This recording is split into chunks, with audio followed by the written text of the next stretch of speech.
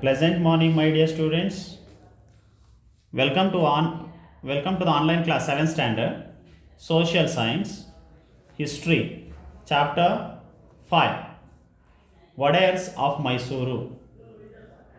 In the last class, we had discussed about Tipu Sultan and Hyder Ali. Okay, and yesterday we discussed only about Hyder Ali and Tipu Sultan and Anglo-Mysore Wars. Today we are going to discuss about the Wadayars of Mysuru and their achievements. You know that after the fall of Tipu Sultan, the Mysuru was divided into 4 parts. It means, once the period of wars ended with the fall of Tipu Sultan, the British took over Mysore state and divided into 4 parts. Among them, among Marathas, Nizam and themselves, and one part, a remaining part was returned to Mysore Wadayars. So like that they shared the kingdom. They divided the kingdom into 4 parts. So among them, after that, Krishnaraja Wadayar III, he became the king. But since he was a 5 years old boy, and since he could not take over the in charge of Mysore, so Diwan Purnaya was appointed. Okay, since he was a 5-year-old boy, Purnaya was appointed as the Diwan of Mysore. As they also felt that during the Krishnaraja Wadayar time, where he could not suppress the revolt of Bidanur of Shimoga, and they felt that so he could not lead the administration. So that's why what the British did, they did dethrone the kingship and brought administration of Mysore under commissioners. So year afterwards, commissioner rule started. So administration of commissioner rule started in 1831 to 1881 CE. So here we could understand the 2 important commissioners were Mark Cubbon and Bowring. So their full name is Louis Bentham Bowring and Mark Cubbon. So commissioner rule started in Mysuru. Mark Cubbon implemented many administrative reforms in the state.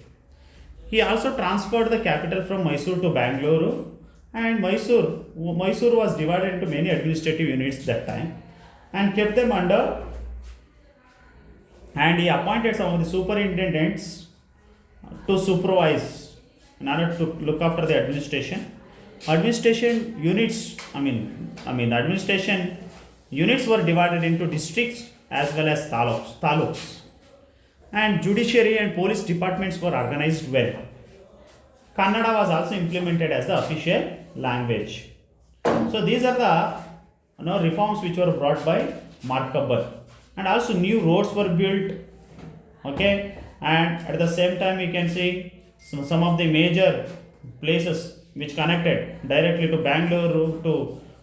Bangalore especially, and also bridges were built, and telephone and telegraph lines were laid, and the construction of railway laid between Bengaluru and Jolarpet started.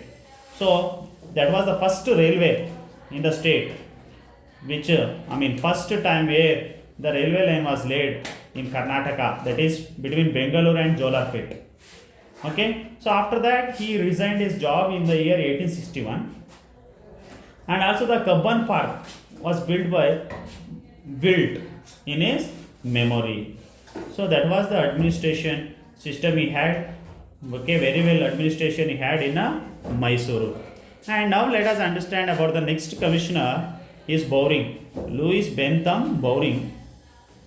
He took an in charge in the year 1862 to 1870. So like Mark Cubbon, he also wanted to improve the Mysore district or Mysuru. So he recognized himself as the administrative structure of Mysuru state, and the land revenue collection process was recognized. Judiciary system he brought, police departments were established properly, education reforms were introduced. Okay, and with the establishment of Department of Public Instruction, Bowring Also, bringing all this some of the reforms and changes in Mysuru, he also resigned for the post of commissioner in the year 1870. Okay, of course, we can say that this Bowring, Lord Bentham Bowring, established a strong foundation for the education system in the Mysuru state. And after him, so Chamraja Wadaya 10th started to rule in 1881, in 1894 CE. Again, British handed over the administration system to the Chamraj Wadayar 10th. Again, Wadayar, commissioner over, now again Wadayar's rule started in Mysuru. Okay, this is called Punaradhana. Okay, it is called Punaradhana, where under Chamraja Wadayar 10th, where Rangacharlu as well as Sheshadri Iyer ruled as Diwans. Okay, and next Nalvadi Krishna Raja Wadayar came to the throne. And Nalvadi Krishna Raja Wadayar, so ruled in 1902 to 1940. Chamraj Wadayar 10th died at Calcutta. So when he died, so here Nalvadi Krishna Raja Wadayar became the successor in 1895. And he was only 11-year-old boy. Then, the administration was run by his mother, Nanjamani. Because he was very small boy, so that's why the administration was looked after by Nanjamani. So the direct rule of Nalvadi started from 1902. Actually, his rule started in 1902. He was well educated and he laid firm foundation for the modern state during his long reign.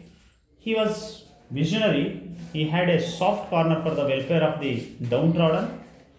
And also he formed Miller Commission in order to ensure the participation of all sections of society in the administration. And what are these achievements? It is very important in the point of examination.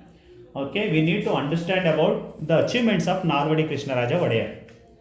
Okay, so this is very, very important questions. So they may ask for 3 marks or 4 marks. Explain about Nalvadi Krishna Raja Wadayar, or else they can ask, okay, what are the achievements of Nalvadi Krishna Raja Wadayar, or they may ask what was the contribution of Nalvadi Krishna Raja Wadayar in the Mysore state. So the questions will be asked in different manner. So, but it is very, very important. You need to understand about the achievements of Nalvadi Krishna Raja Wadayar in this chapter. So, first point, he gave 371 acres of land and 5 lakh rupees to 5 lakh rupees grants to J.N. Tata. It is J.N. Tata is one of the company, okay, iron and steel company, So J.N. Tata to start science institution in Bangalore. And second point, in 1907, Legislative Assembly was established. Okay, according to that, the people has to discuss their problem through their representatives. Then he also built KRS Dam and developed agriculture in the state. And the present Mysore Palace was also completed in 1910. The Mysore Economic Conference was started in 1911. He passed the order that backward classes should also get special representation in the government service. He also gave voting power for the women for the first time. And these are some of the achievements of Nalvadi Krishna Raja Wadayar. Apart from that, we can say that Nalvadi Krishna Raja Wadayar really gave an importance for the education, and he developed industries, banking system, okay, and also he had a big vision of fulfilling all the desires of the people. Of course, he was one of the talented person, and in order to fulfill his desire, what he did, he appointed Diwans. So among Diwans, we can say that Vishweshwaraya and Sir Mirza Ismails are very important. So during this time, during Nalvadi Krishna Raja time, Mysore state became Ramarajya. So that's why Gandhiji called. So during the time of Nalvadi Krishna Raja Wadayar, he called Mysuru became Ramarajya, and that's why he called him Rajyashri. Okay, so Mahatma Gandhi called Nalvadi Krishna Raja Wadayar as a Rajyashri, and there was no mature ruler like Nalvadi Krishnaraja Wadayar in the early part of 20th century. So it means we can understand the great achievement of Nalvadi Krishnaraja Wadayar. And also he built Mysore Palace in the year 1910. When a huge fire had destroyed the previous wooden palace, some of the skilled workers had come from different places, and later on they reconstructed the palace. Okay, and where that time they had a shortage of, since they were building KRS dam, they also the economic condition was not so good. So when they were building KRS dam across the river Kaveri, so the royal family, it is told that the royal family sold its gold ornaments in Bombay and raised money for the construction work.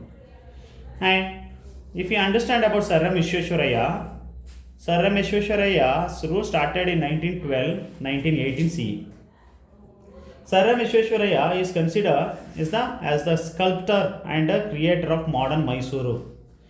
Okay, he was an engineer, great engineer, who gave an idea to build KRS dam, and which his rule started engineer of Mysuru from 1909 to 1912, but his achievements was great.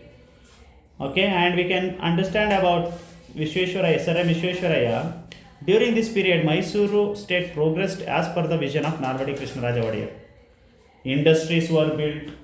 Okay, among them you can see he started sandalwood factory at Mysuru, a soap factory, central industrial workshop, leather processing and metal factories were started in Bengaluru. So in order to provide inputs to trade and commerce, Mysore chambers of commerce and industries were started. So these all are the achievements of Sir M. Vishwesvaraya. And he has also started Mysuru Bank in the year 1913. Okay, in order to grow the support for, in order to support for the growth of industries. Sir M. Vishwesvaraya also believed in the education. He also knew that education is the key to progress of a country. He made primary education compulsory, and he also gave importance for the technical education. He established agricultural schools at Abal, and of course he played a major role to build KRS dam. He is the person one who continued the KRS dam to build KRS dam and completed in the year 1932. And the railway lines between Mysuru and Arsikere and Bauringpet and Kolar were laid by Vishwesvaraya. So these are great achievements of Sir M. Vishwesvaraya being a Diwan of Mysore. And finally he resigned the post of Diwan in the year 1918. So the British government awarded him with Knight Commander. The government of India also was awarded him as a Bharat Ratna in 1955. Okay, he was the first person first Kannadiga to receive it, Bharat Ratna. And next, Diwan was Sir Mirza Ismail. Diwan Mirza Ismail also had considered as one of the builders of modern Mysuru. He also established various industries as per the wishes of Nalvadi Krishnaraja Wadayar. Hindustan Aeronautics Limited, glass industry, porcelain factory, fertilizer industry at Belagola, sugar factory at Mandya, and mastic factory at Shivamogga, iron and steel factory at Bhadravati. Radio stations were started in Bangalore and Mysuru. He also encouraged rural industries. A Khadi production center was established at Bandanavalu near Mysuru. So like that, irrigation facility, so and Irving Canal. So these are the great achievements of Sir Mirza Ismail. Apart from that, we can say that he is the person one who established NIMHANS, National Institute of Mental Health and Neurosciences, NIMHANS, in Bengaluru, Narasimha Raja Hospital in Kolar, MC Gyan Hospital in Shivamogga, Sri Vani Vilas Hospital at Mysuru was started during his time. And primary education also encouraged by him. And the private schools were offered aid to run schools. Kannada medium education was offered to high schools. Thus, Sir Mirza Ismail was instrumental implementing the visions of Nalvadi Krishnaraja Wadayar. And after the death of Nalvadi Krishnaraja Wadayar, Jayachamaraja Wadayar 10th, came into power. He was the last ruler of Mysore state. After the declaration of Indian independence, Satyagraha started in front of the palace demanding for the inclusion of Mysore state. It means they wanted to merge with the Indian Union. So finally Jayachamaraja Wadayar accepted, and under the leadership of K.C. Reddy, so Jayachamrajendra Wadayar accepted the demand to become a part of India. Okay, a responsible government came into existence under the leadership of K.C. Reddy on October 24th, 1947. October 24th, 1947, it was merged with the Indian Union. So Jayachamrajendra Wadayar later he became the first governor of Mysore state. So these are the great achievements of Mysore Wadayars as well as Diwans. Diwans, we can say that Sir Vishweshwaraya as well as Sir Mirza Ismail, in order to make a Mysore as a modern state in the country. Okay, so that's all about it.